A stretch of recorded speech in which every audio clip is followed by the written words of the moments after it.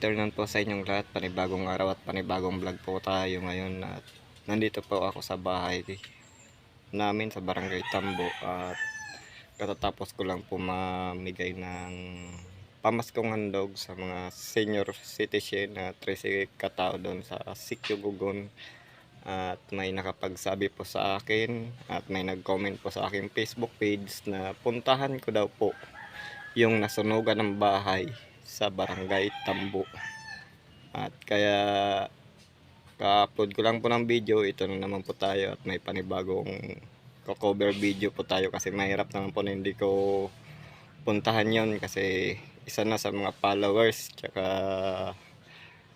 mga followers ko na nag-message sa akin na puntahan ko daw yung nasunugan ng bahay, na i-cover video ko daw, baka sakali daw na may makatulong o may gustong tumulong sa nasunugan ng bahay. At pupuntahan po natin yan ngayon na mismo.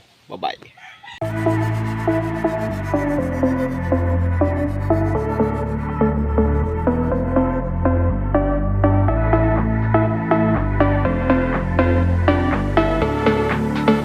Magandang tanghali po at nandito po tayo ngayon sa Barangay Tambo, Zone 5 sa Sapo. At yun, yung request po sa akin ng mga followers ko dito sa aking barangay, sa Barangay Tambo, na puntahan ko daw yung isang bahay na nasunugan ng bahay dito sa Barangay Tambo, Zone 5. Ito na po ako ngayon at maraming sa mga comment po sa aking Facebook page kaninang umaga. Nabasa ko lang kanina kasi kahapon po nasa Lalosasyon, iriga po ako at nasa bukal po sa kalooban ko, napuntahan talaga to kasi hindi ko rin talaga alam na kahapon pala nangyari to at busy din po ako kahapon at wala ko dito sa sarili kong barangay.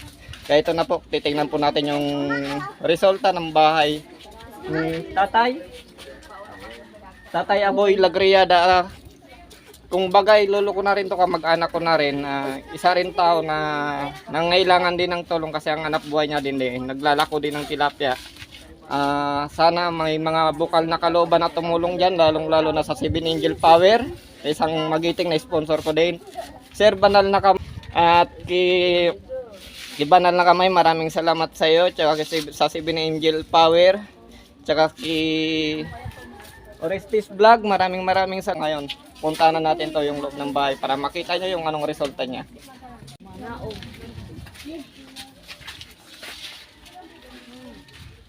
So ayan, kitang-kita na po natin at puro uling na. Ayan. Isa rin po talaga itong mga kababayan natin na nangailangan ng tulong na ganito ang sitwasyon na walang-wala talagang naisalbang gamit kahit yung pang-araw-araw nila ang kailangan dito, tsaka yung kung sino man yung may mga pinaglumaan pong damit yan, pambabae man, panlalaki, mapabata, ibigay na po natin kasi di ko kaya yung di ko po kaya yung kalunos-lunos nangyari dito sa ating kababayan kasi kitang-kita nyo naman po talagang wala po talagang natira. Nakakaiyak po yung ganitong itsura, yung magbabagong taon pa naman din, tsaka katapos lang ng Pasko ito yung nangyari sa Tatay Aboy Lagriada. Isa rin pong kamag-anak ko, lolo ko na rin. Kumakatok po ako sa inyong mga katawan na bukal sa kalooban po na tumulong. Sana mapagbigyan po natin. Kayo na lang po ang bala, mag-message po kayo sa aking Facebook page tsaka sa aking Facebook official. Sana po tulungan po natin to. Yung mga damit na pinaglumaan, tsaka kung sino may kakayang bumigay na pang araw-araw na pagkain nila kasi wala talaga sila. Kahit yung tangke, putang pangkalakal na to, napamura na ako. Ayan o. Yung kaserola lahat, gamit nila ubos.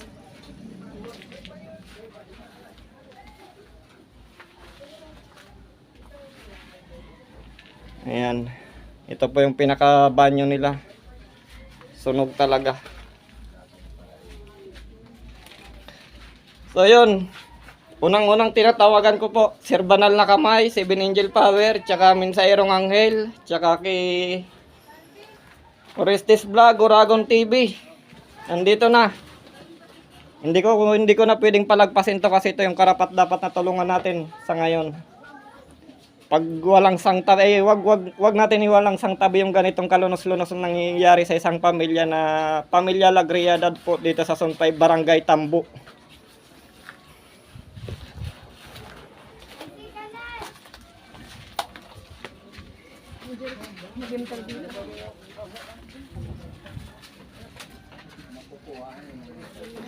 At yun, may tatanungin lang natin dito yung may-ari po ng bahay, si Tatay Aboy, tsaka yung asawa niya. Nandito yung asawa mo, Tatay Aboy. Sa manawagan sila mismo magsabi yung kailangan nila sa pang-araw-araw. Ito yung mag-ina si Nanay Ellen Lagriada tsaka si Tatay Aboy Lagriada. Nay, ano po bang kailangan nyo sa pang-araw-araw na re-request nyo sa mga gustong tumulong na bukal sa kalooban nila, kahit na kung may maliit na bagay o malaking halaga man yan, sana may gustong tumulong po sa inyo. Ano po masasabi nyo? Sana may manong tabang sa amin na ayos sa bahay, nabigyan kami kahit kunting donation sa pagpanawa. Sa pang-araw-araw nyo po. Araw-araw na meron dahil lahat tayo lahat walang natira sa amin na nasunog lahat. Kitang-kita. Natira sa amin yung mga suot lang. Kitang-kita naman po natin yung itsura ng bahay niya, talagang walang natirang gamit. Tatay Aboy, ano po masasabi mo, Tatay Aboy? Wala ng pera. Kailangan ng pera pang bili-bili nila kung anong kailangan nilang gustong bilhin. Wala silang natitirahan dito.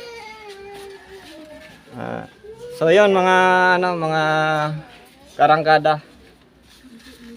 Yung gusto pong tumulong, nabukal sa kalooban natin na hindi naman po natin kailangan yung magbigay tayo ng malaking halaga kahit barya-barya lang po. Sa karamihan po ng gustong bumigay, naiipon po natin yan.